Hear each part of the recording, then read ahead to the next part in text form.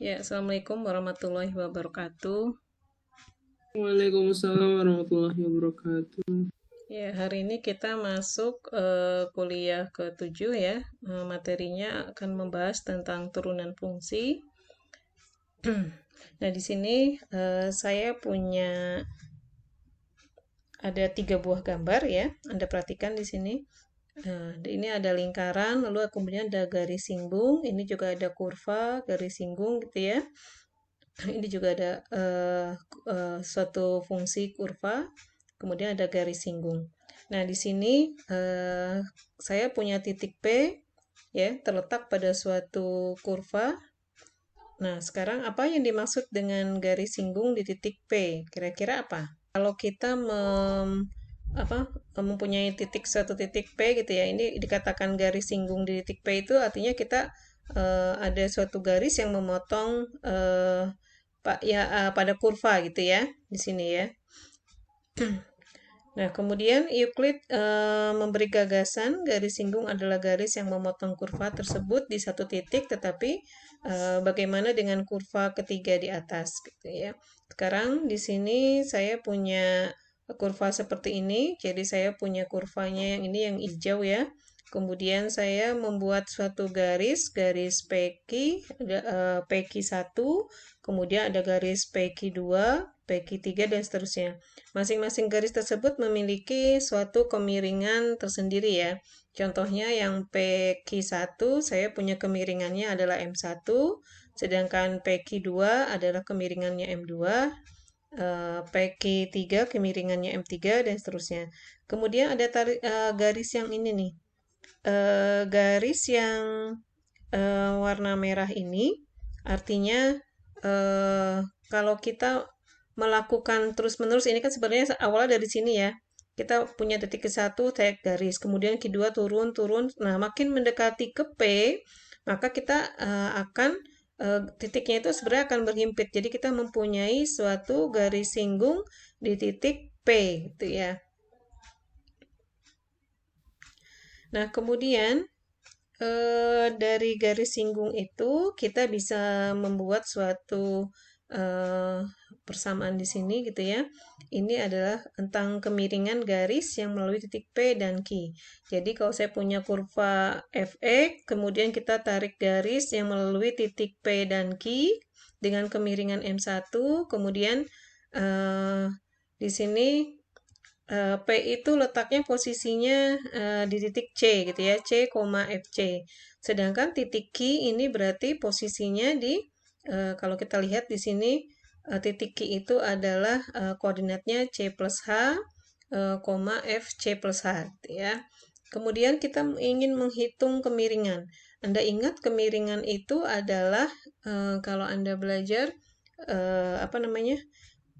Y gitu ya, Y dibagi berbanding dengan X gitu ya, atau kemiringan tuh sama dengan Y per X.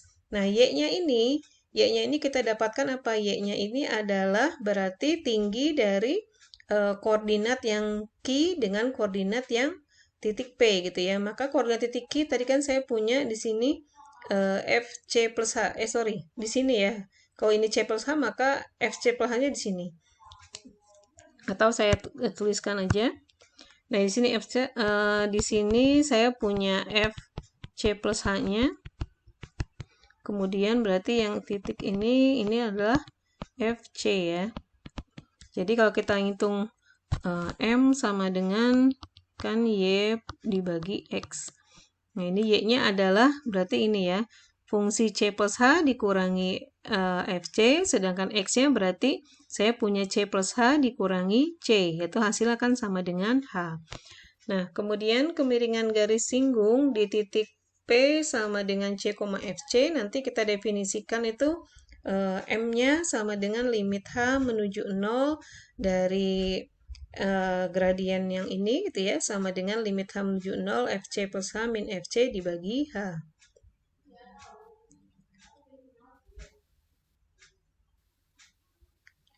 Kemudian kita masuk ke laju perubahan rata-rata. Nah, di sini misalkan saya ada punya sebuah mobil gitu ya, memerlukan waktu 7 jam untuk menempuh perjalanan dari Purwokerto ke Bandung. Nah, berdasarkan anggapan bahwa jarak Purwokerto Bandung adalah 350 km, maka laju rata-rata mobil selama 7 jam adalah, berarti kita menghitung di sini, ingin menghitung laju rata-rata, berarti adalah perbandingan antara perubahan jarak gitu ya dengan perubahan waktu. Jadi kita tahu tadi jaraknya adalah 350, kemudian waktunya ditempuh dalam waktu 7 jam, maka nanti kecepatan atau laju rata-rata mobil itu adalah 50 km per jam.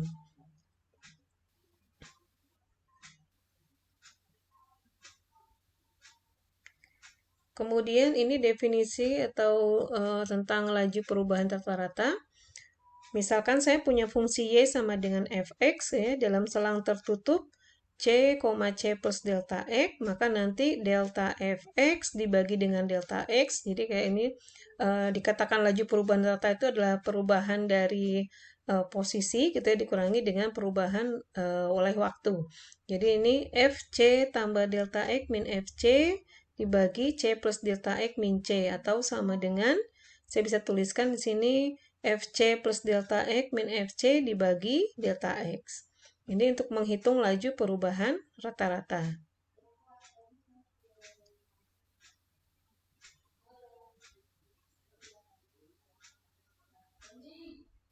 Sebentar, kok lama sekali ini. Oke, sekarang saya punya fungsi. Fungsinya adalah 8T kuadrat ditambah 10T. Itu adalah fungsi tersebut menyatakan suatu jarak gitu ya, yang ditempuh semua mobil setelah T jam selama waktunya adalah 0 sampai 4 ya. Kemudian kita ingin menghitung laju perubahan rata-rata. Nah, di sini tadi kita tahu delta fx berarti karena waktunya mulai dari 4 gitu ya, maka kita menghitung f4 nanti dikurangi f0 kemudian dibagi 4 min 0.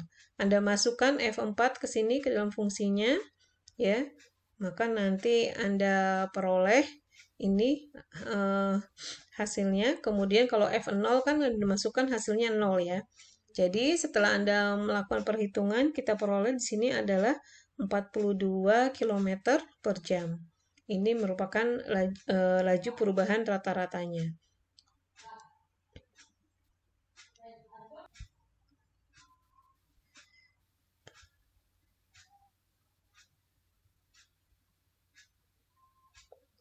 Oke, sekarang kita ingin menghitung suatu kecepatan rata-rata pada saat waktu tertentu gitu ya. Nah, di sini saya membuat tabel. Kalau tadi kan ini fungsinya sama ya. Fungsinya masih 8T kuadrat tambah 10T. Jadi saya tuliskan ft-nya di sini adalah 8T kuadrat ditambah 10T. Kita ingin menghitung kecepatan rata-rata mobil tersebut pada saat T-nya sama dengan berapa gitu ya. Nah, di sini saya ingin menghitung pada saat T-nya sama dengan 1. Jadi, saya mengambil dalam selang interval 1,2 gitu ya, kemudian 1,1,5, kemudian 1,125 dan seterusnya. Nah, kalau Anda perhatikan nih dari sebelah kirinya mendekati ke 1 ya. Ibu, itu 10 kuadratnya. Oh iya ya, sorry. Ya saya hapus. 8T ya, 10T ya. Kok nggak bisa ngapus? Sebentar, agak lama ini.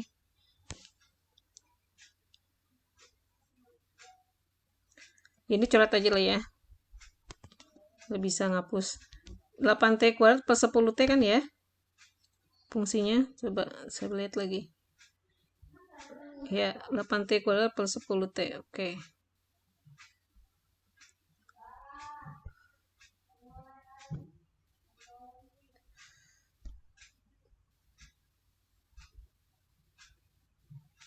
Ya, 10T. Saya ulangi, kita ingin menghitung kecepatan rata-rata mobil pada saat T-nya sama dengan 1. Jadi, saya mengambil di sini T-nya untuk mendekati ke 1 ya. Jadi saya ngambil intervalnya pertama antara 1 sampai 2, kemudian 1 sampai 1,5 dan seterusnya sampai yang saya mendekatinya ini 0,75 sampai 1. Nah, kira-kira nanti kita akan dapatkan berapa nilainya gitu ya. Berarti Anda hitung di sini. Nah, di sini yang untuk T pada interval 1,2 kita dapatkan 34. 34 itu adalah berarti tadi caranya kita menghitung F4 gitu ya. Dikurang F4, F2 ya. F2 dikurangi F1 kemudian dibagi oleh 2 min 1 gitu ya. Ini akan sama dengan F2 kalau Anda masukkan adalah berapa nih? 8 kali 4, 32 ya. 32 ditambah 20. 52 ya. 52. Kemudian F1-nya 1 kalau saya masukkan hasilnya 8 ditambah 10, 18. Di bawahnya per 1. Maka kalau kita dapat di sini kita peroleh hasilnya adalah 34 gitu ya. Jadi angka 34 ini kita peroleh dengan cara seperti ini. Nah, untuk selanjutnya silahkan Anda hitung dulu ini untuk yang interval ini semuanya ya. Anda hitung berapa nanti Anda isikan di sini ya.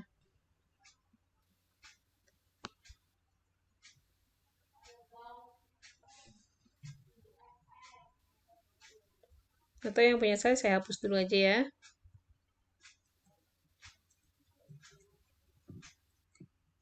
Coba dihitung, silakan Anda yang hitung.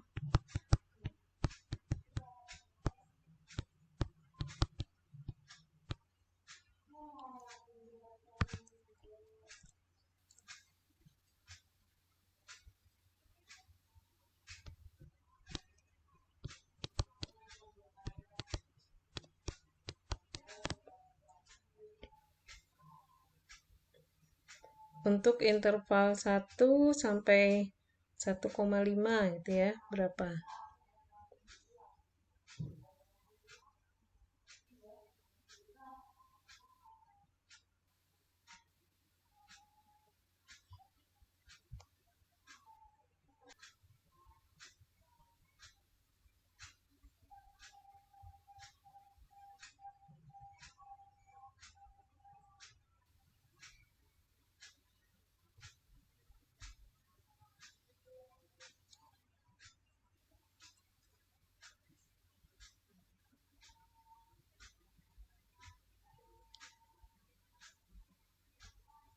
Yang 1 sampai 1,5 benar 15.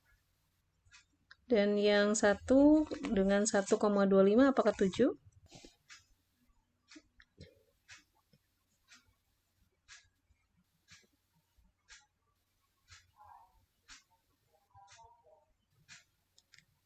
Yang 1,5 berapa? Udah ada yang nyoba belum?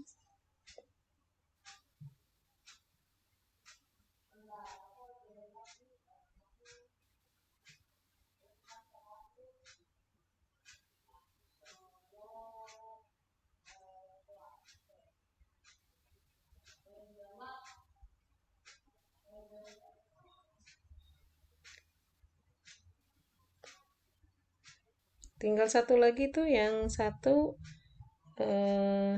dengan 101 itu ya.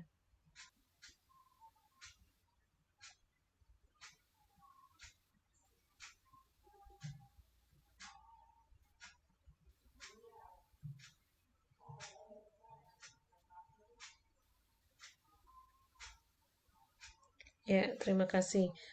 Sekarang kita perhatikan ya. Tadi dalam interval 1,2 dapatnya 34, kemudian interval 1 sampai 1,5 hasilnya adalah 30, kemudian 1 dengan 1,25 28 hasilnya. Kemudian 1,1,1 26,8 dan seterusnya gitu ya. Nah, kira-kira apa yang dapat Anda simpulkan kalau saya tanya berapa kecepatan rata-rata mobil tersebut pada waktu T sama dengan 1? Berapa berarti? Pada saat T sama dengan 1, berapa ya kecepatannya?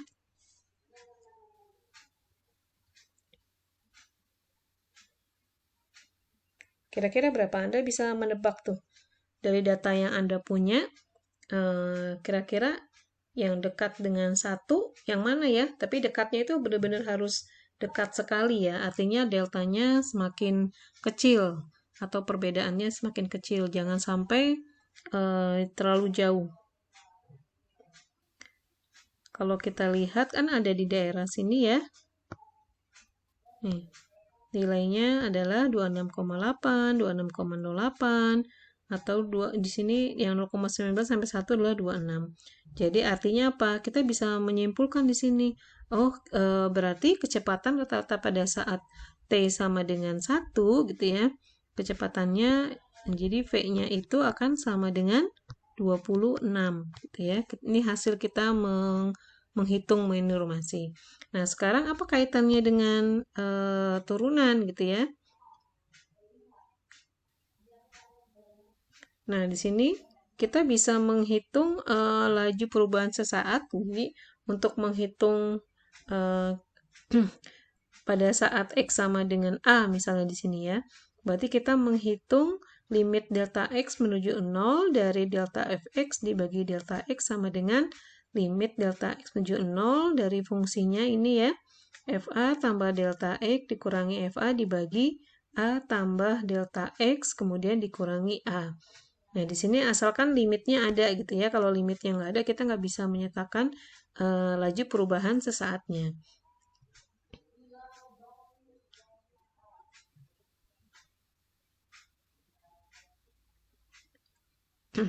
Nah, sekarang saya masuk ke definisi turunan. Ini definisinya.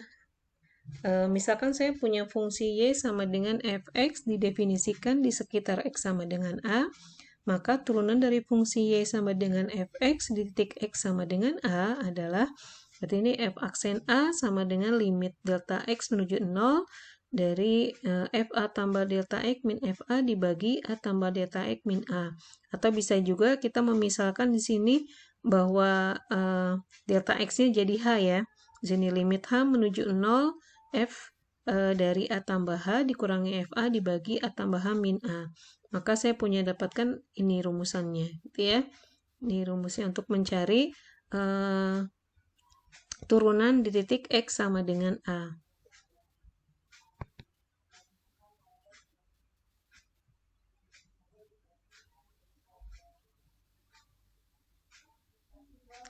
Nah, ini ada contoh. Atau sebelum contoh ini, kita cari yang tadi ya. Yang saya punya fungsinya tadi kan, kita punya Ft-nya yang tadi 8T kuadrat ditambah 10T ya. Sekarang kita ingin menggunakan definisi ini untuk mencari pada saat T sama dengan 1. Nah, di sini berarti kita menghitung limit itu ya. Limit H menuju 0 berarti FA tambah H. Nah, ini di sini kita boleh menuliskan F1, A-nya kan 1 ya. 1 ditambah H dikurangi F1 dibagi H. Nah, F1 tambah H itu apa? Ya, ini Anda tuliskan lagi, berarti masukkan ke sini. Jadi kalau Ft itu 8T kuadrat tambah 10T, berarti di sini adalah berarti berapa? 8 dikalikan 1 ditambah H dikuadratkan ditambah, wah ini nggak muat ya, saya pindah dulu deh ya.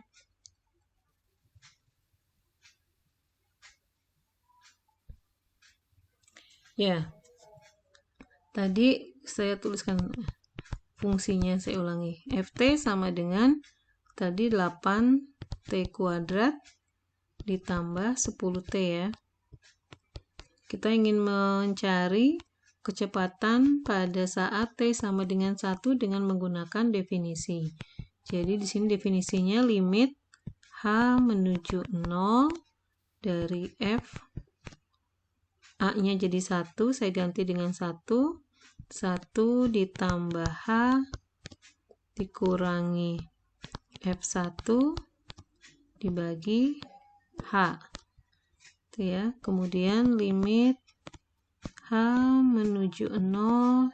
Nah, kita masukkan F1 plus H jadinya 8 dikalikan 1 ditambah H dikuadratkan ditambah 10 dikalikan T-nya adalah 1 plus H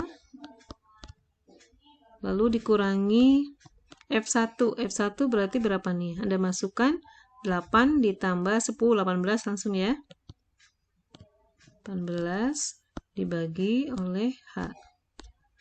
Kemudian kita sederhanakan.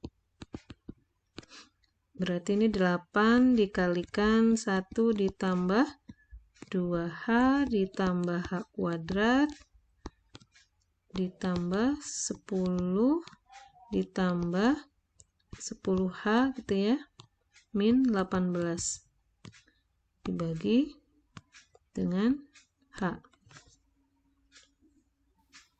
Kemudian kita sederhanakan, ini ada ini ya, 8 ditambah 10 kan 18, kemudian dikurangi 18 hasilnya 0 ya. Jadi tinggal ini 8 dikali 2H 16, 16H ditambah 10H berarti 26H ya. Terus saya tuliskan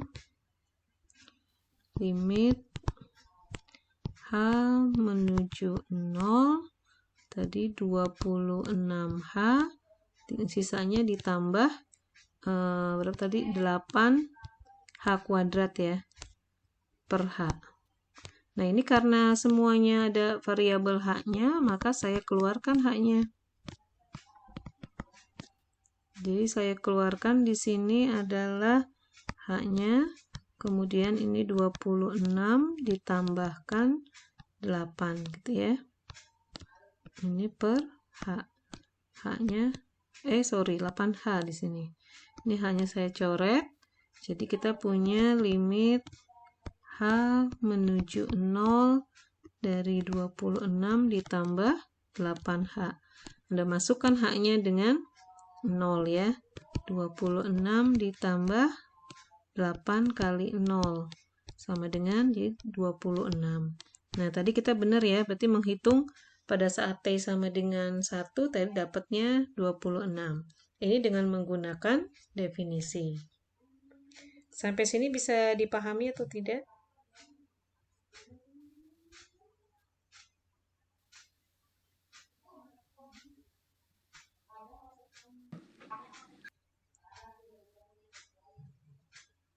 Oke, bisa ya. Kemudian saya lanjutkan.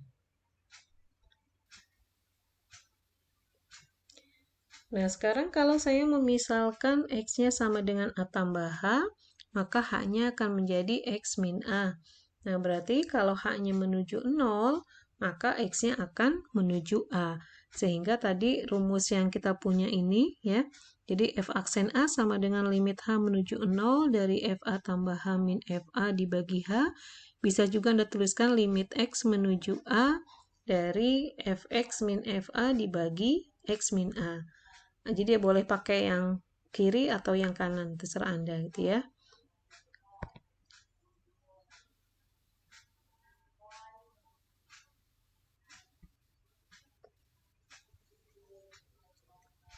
Nah, kemudian saya lanjutkan masuk ke contoh di sini. Misalkan saya punya fungsinya adalah X kuadrat, kita ingin mencari turunan pada saat X-nya sama dengan 1. Nah, sebenarnya Anda di SMA udah belajar ya, kalau X kuadrat turunannya adalah 2X gitu ya. 2X, kalau X-nya diganti 1, maka hasilnya akan 2. Nah, di sini kita menggunakan konsep limit ya. Jadi nanti kalau ujian Anda jangan menjawab seperti itu, Anda harus mengerjakan sesuai dengan prosedur di sini, definisi menggunakan limit gitu ya. Jadi kita cari di sini F aksen 1 sama dengan limit H menuju 0, F1 tambah H dikurangi F1 dibagi H. Dan ini prosedurnya seperti ini, maka nanti Anda dapatkan limit H menuju 0 dari 2 tambah H. H H-nya Anda masukkan 0, hasil dapatnya 2, gitu ya.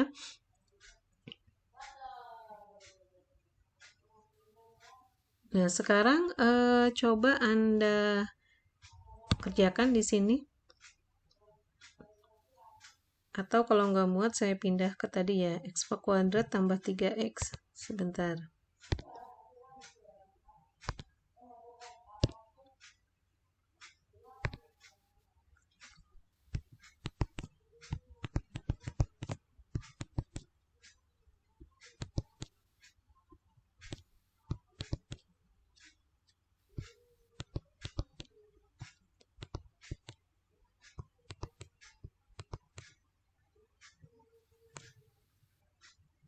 Ya, silahkan kalau ada yang mau mengerjakan di sini.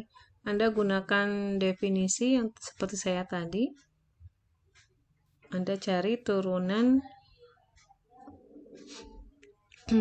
dari fungsi ini dengan menggunakan definisi ya. Pada saat x-nya sama dengan 3. You are now muted.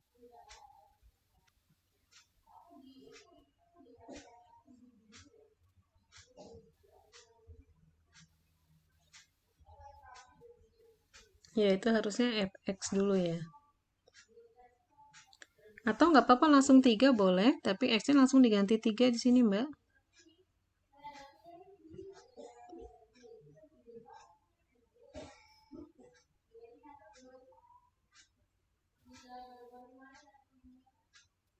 Langsungnya 3.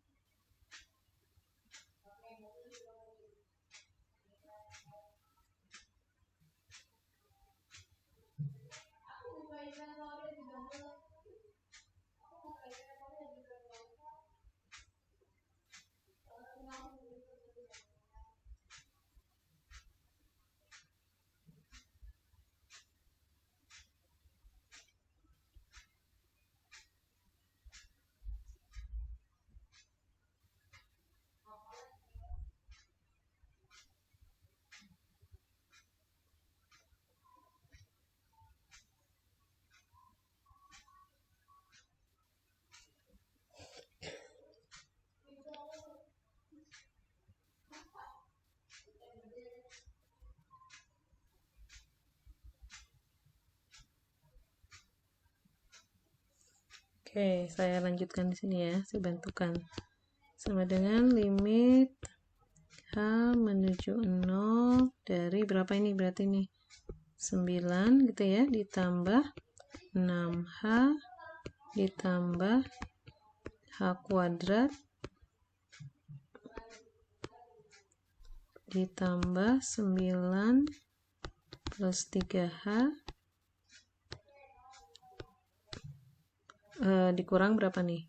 9 ditambah 9 ya, 18 ya.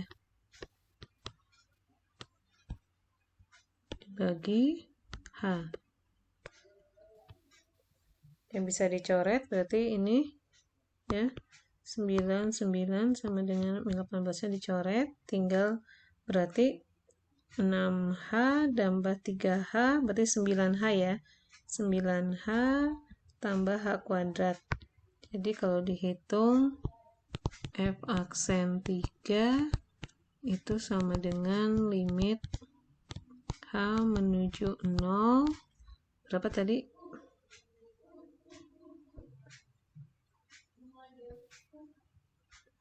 Sorry. 9H tambah H kuadrat ya. 9H ditambah H kuadrat dibagi H. Ini akan sama dengan seperti tadi, H menuju 0, H-nya kita keluarkan, 9 ditambah H ya, dibagi oleh H. Ini kita coret.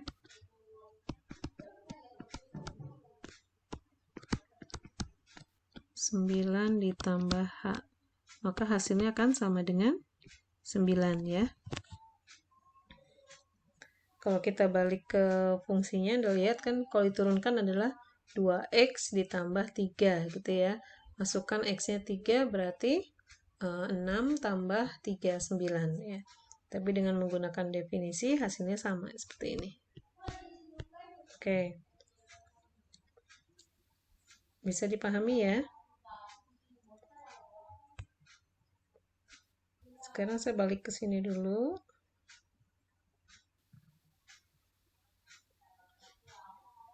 Nah, tadi kan kita pakai yang metode yang H ya. Sorry. Kalau mau pakai yang X menuju A, berarti pakai rumusnya kan yang ini. Berarti Anda bisa juga tuh menghitung F aksen 3 gitu ya. Ini sama dengan tadi limit X menuju 3 dari tadi kan fx gitu ya, min f3 dibagi x min 3.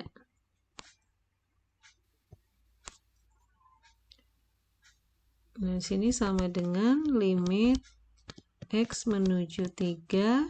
Kita tahu fx-nya adalah x kuadrat ditambah 3x, kemudian F3-nya itu berapa berarti?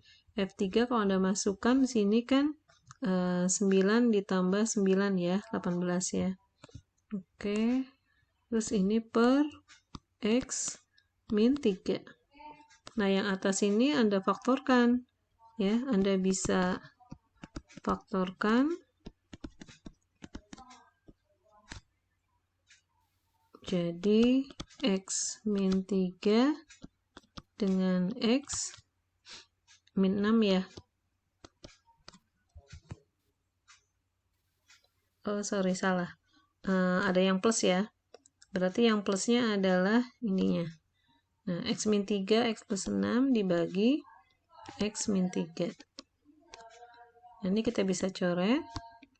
Maka ini akan sama dengan limit x menuju 3 dari x plus 6. Tinggal Anda masukkan nilainya, x diganti dengan 3, 3 tambah 6 sama dengan 9 ya. Nah, hasilnya juga sama. Nah, ini Anda boleh mau pakai cara yang tadi atau menggunakan cara yang ini ya. nanti hasilnya akan sama. Kemudian saya lanjut masuk ke aturan dasar turunan. Jadi di sini kalau saya punya fx-nya sama dengan k, maka nanti turunan pertamanya adalah akan sama dengan 0. Kalau fx-nya sama dengan x, maka turunan pertamanya akan sama dengan 1. Kemudian yang ketiga, aturan pangkat. Jika fx-nya sama dengan x pangkat n, untuk n-nya adalah bilangan asli, maka nanti f aksen x sama dengan n dikalikan dengan x pangkat n-1. Kemudian ada yang keempat, aturan kelipatan konstanta. Jadi saya punya k kali f gitu ya. Lalu saya turunkan, itu akan sama saja dengan k dikalikan turunan fungsinya. Kemudian kalau saya punya dua buah fungsi, f tambah g, dengan masing-masing nanti ada f punya turunan pertamanya adalah f aksen, dan turunan pertama pada g adalah g aksen, maka kalau kita jumlahkan, kemudian kita turunkan gitu ya, f tambah g aksen itu akan sama juga dengan penjumlahan dari masing-masing turunannya.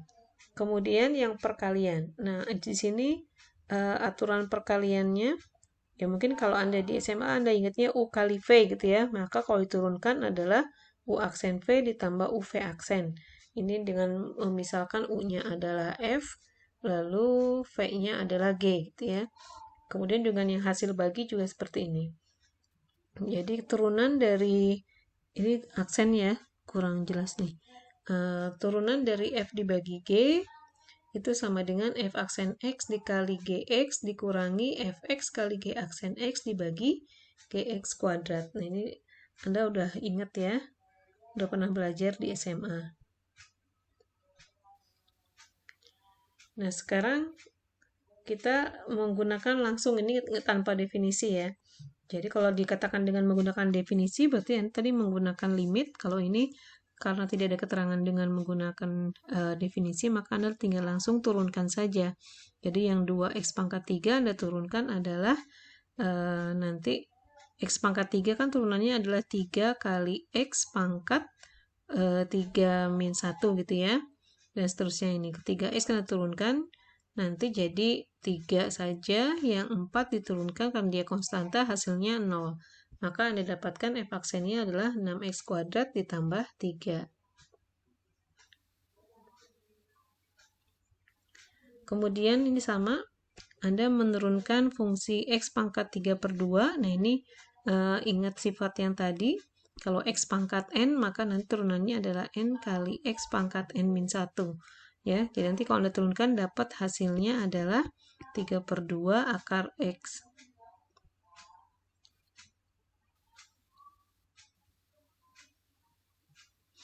Nah, sekarang kita latihan ya di sini. Misal diberikan fungsi berikut. Nah, 2x kuadrat min 5x. Nanti kalau Anda turunkan f aksen min 1 berapa gitu ya. Kemudian kalau saya punya yang kedua, tentukan turunan fungsi berikut. Fx sama dengan x min 2 kuadrat, kemudian gx-nya x kuadrat tambah 2x dibagi x. Nah, ini kalau tidak ada pengertian atau perintah dengan menggunakan definisi, Anda turunkan seperti biasa gitu ya. Ya, silakan Anda latihan.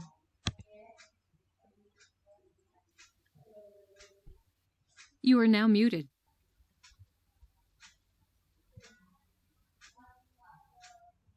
Saya lanjutkan, kita masuk ke turunan fungsi trigonometri. Nah ini kalau saya punya fungsinya cos x, kalau diturunkan hasilnya min sin x. Kalau fungsinya sin x, Anda turunkan jadi cos x. Kemudian tangen x, kalau Anda turunkan jadi secant kuadrat x. Kemudian kotangen x, Anda turunkan hasilnya adalah min cosecant kuadrat x. Dan seterusnya gitu ya. Ini sebenarnya bisa Anda cari, nanti Anda latihan di rumah, misalnya Anda turunkan fungsi tangen gitu ya, fungsi tangen dengan menggunakan definisi gitu ya, definisi turunan seperti apa. Apakah nanti hasilnya sama dengan secant kuadrat x gitu ya. Anda coba di rumah saja. Nah, sekarang saya langsung ke sini saja. Silahkan, yang nomor 1. Kalau saya punya fungsinya 2x tambah sin x, maka turunannya jadi apa? Ayo, ada yang mau mencoba ini?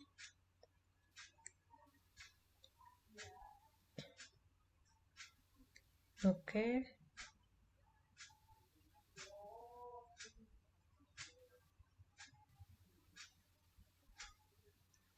Turunan sin apa? Kan cos ya. Turunan sin adalah cos, berarti hasilnya adalah 2 ditambah. Apakah turunan sin adalah min cos? Oke, jadi yang pertama adalah 2 ditambah cos x. Nah, yang ke 2 hasilnya, karena 3 diturunkan jadi 0 ya. Oke, turunan cos adalah min sin x. Oke. Nah, yang ketiga, siapa yang mau nyoba silahkan. Fx sama dengan 2 sin x ditambah 4 cos x. Hasilnya jadinya apa?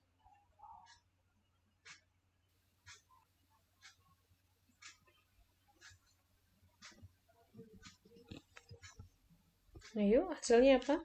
2 sin x berarti turunan sin 2 ini kan sebagai ya konstanta ya, nggak apa-apa depannya dia. Jadi kalau diturunkan hasilnya apa, Mbak? Saya tulis 2. Oke. 2 cos x ditambah atau oke, dikurang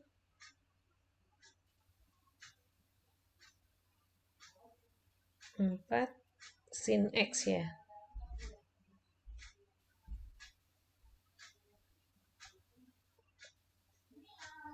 Oke, terima kasih. Nah, sekarang nomor 4.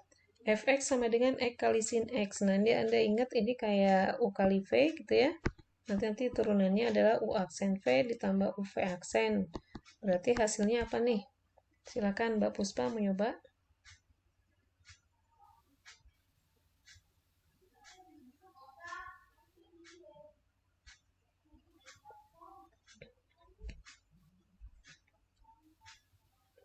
Ya, yang nomor 5 itu biar cepat.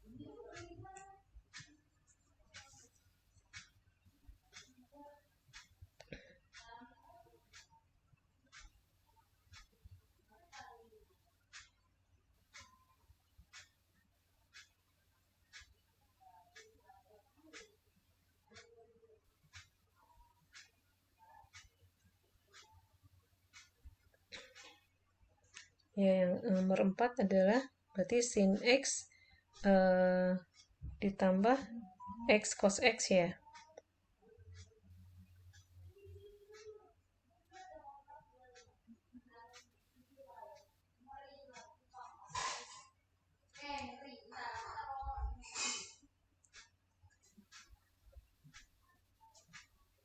Oke, terima kasih. Yang nomor 5 adalah cos kuadrat x dikurangi sin kuadrat x. Oke, benar semua ya. Saya lanjutkan di sini. Sekarang kalau saya punya fungsinya seperti ini. 2x tambah 3 dikuadratkan. Bagaimana mencari f aksennya? Nah, di sini kita bisa menjabarkan dulu fungsi 2x tambah 3 dikuadratkan ya. Saya jabarkan, nanti dapatnya 4x kuadrat tambah 12x tambah 9. Kemudian kita gunakan aturan turunan, maka dapatnya nanti 8x plus 12. Oke, sekarang kalau saya punya fungsinya seperti ini, nah, fx sama dengan 2x tambah 3 pangkat 99. Bagaimana kita menurunkannya? Nah, di sini kalau kalau pakai cara yang tadi berarti Anda harus menjabarkan dulu gitu ya. Sampai Anda jabarkan sampai pangkatnya 99. Tapi itu akan membutuhkan waktu yang sangat lama. Jadi kita bisa menggunakan di sini yang disebut dengan aturan rantai gitu ya. Karena untuk memudahkan perhitungan kita di sini. Kenapa dinamakan aturan rantai? Karena nanti dia bisa berantai gitu ya. Jadi bisa kalau fungsinya ini kan 99 gitu ya. Bisa banyak. Nah, aturan rantai itu prinsipnya adalah seperti ini. Misalkan saya punya fungsi f, f-nya itu dengan variabel bebasnya adalah u, kemudian u-nya adalah fungsi terhadap variabel bebasnya x. Nah, bagaimana kita menghitung turunan fungsi f terhadap variabel bebas x? Nah, di sini berarti kita memisalkan nanti f-nya sama dengan fu dan u sama dengan x, maka nanti df per dx saya bisa tulis jadi df per du dikalikan du per dx. Ya, sebenarnya kan kalau Anda lihat di sini, ini bisa saya coret aja kan sebenarnya gini ya. df per dx df per du dikali du per dx. Tapi sebenarnya artinya apa? Kita memisalkan dulu di sini. Memisalkan tadi kan kita punya fungsi f-nya dalam bentuk variabelnya u gitu ya. Maka kita bisa menurunkan f-nya terhadap variabel u, kemudian u-nya fungsi terhadap variabel x. Jadi hasilnya akan seperti ini. Nah, ini bisa saja sebenarnya. Ini untuk yang dua ini ya, dua rantai ini. Saya bisa saja misalnya begini. df per dx, saya tuh bisa menuliskan misalnya gini. df per dt gitu misalnya ya. Jadi f-nya kita rubah dengan terhadap fungsi variabel t, kemudian fungsi t-nya dia merupakan variabel dari fungsi y misalnya. Tuh ya. Kemudian dy kita rubah menjadi variabel dx. Nah, ini yang 3 rantai. Jadi saya bisa seperti ini.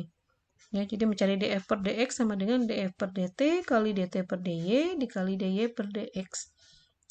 Nanti kita bisa modifikasi lagi untuk misalnya sampai ke n misalnya gitu ya. Jadi ini ada sebanyak n rantai dan seterusnya.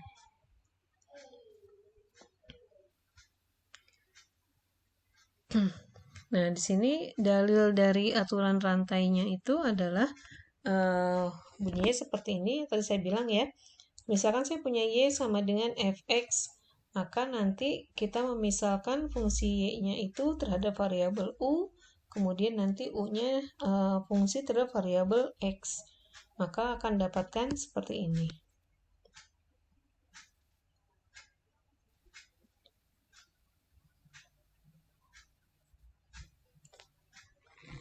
Ya, ini ada contoh seperti tadi. Kita ingin mencari y sama dengan fx dan sama dengan 2x tambah 3 pangkat 99. Nah, ini kan banyak ya. Jadi kita misalkan di sini. Misalkan u-nya itu adalah fungsi terhadap variabel x, yaitu 2x tambah 3. Maka kita bisa turunkan di sini. U aksen atau du per dx ini akan sama dengan 2. Karena dari sini ya. Kemudian saya rubah nih. Y sama dengan 2x tambah 3 pangkat 99 itu bisa saya tulis jadi U. Kenapa? Kan tadi saya memisalkan U-nya adalah 2x tambah 3 gitu ya. Jadi ini hasilnya U pangkat 99. Kemudian kita turunkan Y aksen terhadap variabel U. Jadi atau juga disebut dy per du gitu ya. Nah, dengan menggunakan sifat pada aturan turunan di sini berarti kalau U pangkat 99 Anda turunkan adalah 99 U pangkat 99 min 1 atau sama dengan 99 U pangkat 98. Nah, sehingga kita bisa menggunakan aturan rantai di sini. Jadi dy per dx itu akan sama dengan dy per du dikalikan du per dx. Jadi hasilnya adalah dy per du 99 kali U pangkat 98, sedangkan du per dx-nya adalah 2. Dan ini masih dalam bentuk variabelnya masih U, variabel bebasnya. Yang kita inginkan dia adalah variabel bebasnya terhadap X. Maka yang U-nya harus Anda ganti. Tadi Anda misalkan U-nya adalah 2X tambah 3. Maka Anda gantikan U-nya dengan 2X tambah 3.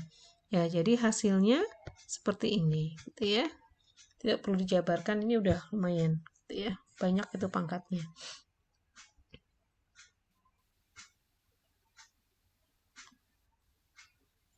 Sampai sini bisa dipahami atau tidak? Bisa diikuti tidak?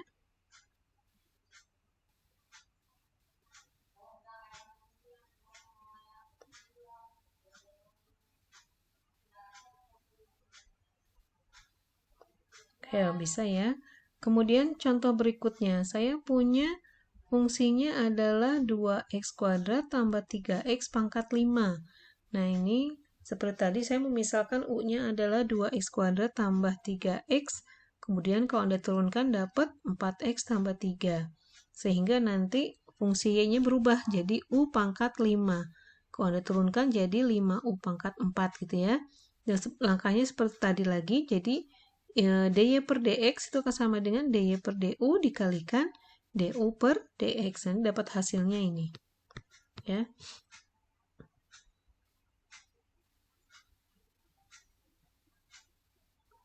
Nah, sekarang ini silahkan Anda coba.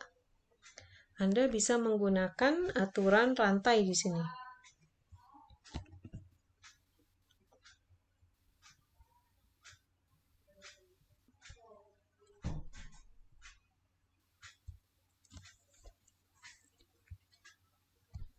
Jadi kita punya fungsinya adalah fx sama dengan cos dari sin dari min 2x pangkat 3 itu ya. Ya, Anda misalkan Anda bisa dari dalam dulu gitu ya. Misalkan U-nya adalah min 2x pangkat 3, maka nanti du per dx, ya, karena U-nya fungsi terhadap variabel x, maka kalau Anda turunkan dapat ini hasilnya adalah min 6x kuadrat ya. Kemudian Anda misalkan lagi, misalnya suatu fungsi v. V-nya itu adalah sin. Ini kan tadi kita misalkan U ya. Jadi sin U. Nah, sekarang saya punya fungsi v terhadap variabel U. Maka kalau saya turunkan dv per du, ini hasilnya apa? Turunan dari sin adalah cos ya. Cos U. Nah, kemudian karena ini tadi sudah jadi V, maka nanti saya misalkan ini misalnya Y berarti ya. Berarti Y-nya bisa saya tulis sehingga Y-nya bisa saya tulis jadi apa nih? Cos ini kan jadi V ya. Jadi cos V. Nah, sekarang saya punya fungsi Y-nya terhadap variabel V. Maka kalau Anda turunkan dy per dv itu akan sama dengan turunan cos adalah min sin v. Sehingga kalau kita ingin mencari dy per dx, itu saya bisa tuliskan dengan menggunakan aturan rantai dy per dv gitu ya, karena tadi y-nya fungsi terhadap variabel v, kemudian dv per du, kemudian dikalikan du per dx. Nah, di sini kita gantikan dy per dv tadi adalah min sin v. Jadi ini min sin v dikalikan dv per du adalah cos u. Kalikan cos U. Kemudian du per dx-nya adalah min 6x kuadrat. Min 6x kuadrat. Nah, karena ini variabelnya masih ada v, ada u, padahal kita menginginkan dy per dx, itu adalah variabel x ya. Jadi nanti Anda rubah lagi, v-nya harus menjadi variabelnya jadi x nanti. Ini min kali min jadi plus ya. Jadi ini saya kedepankan saja biar nggak rancu. Jadi 6x kuadrat kemudian dikalikan sin v. V-nya itu adalah tadi kita memisalkan di sini apa tadi v-nya? V-nya adalah sin u ya. Maka kita gantikan. Jadi ini sin u dikalikan cos u. U-nya apa? U-nya tadi kita memisalkan adalah min 2x pangkat 3. Min 2x pangkat 3. Nah, ini masih ada variabel u. U-nya itu tadi kita misalkan min 2x pangkat 3 ya. Jadi Anda gantikan lagi. Jadi ini 6x kuadrat sin dari sin U-nya min 2x pangkat 3 dikalikan cos min 2x pangkat 3. Ya, ini hasil akhirnya seperti ini. Ini jangan Anda kalikan ya, sin bukan jadi sin kuadrat ya, tapi ini artinya kan sin dari sin min 2x pangkat 3. Artinya kalau Anda mau menghitung, misalnya Anda hitung dulu ini, sin min 2x pangkat 3 berapa, nanti kemudian Anda sinkan lagi, gitu ya. Nah, ini hasil akhirnya bentuknya seperti ini. Sampai sini ada pertanyaan tidak?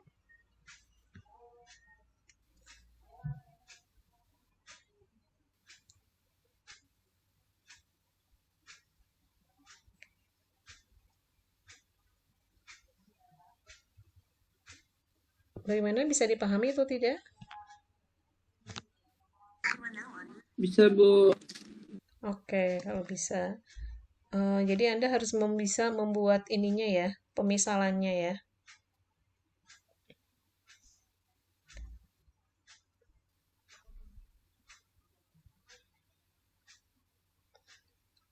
Oke, saya lanjutkan berarti.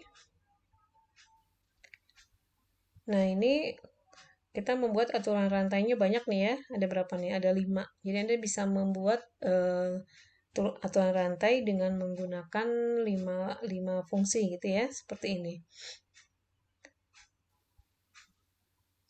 Dan ini ada latihan. Silakan Anda coba ya, latihan ini.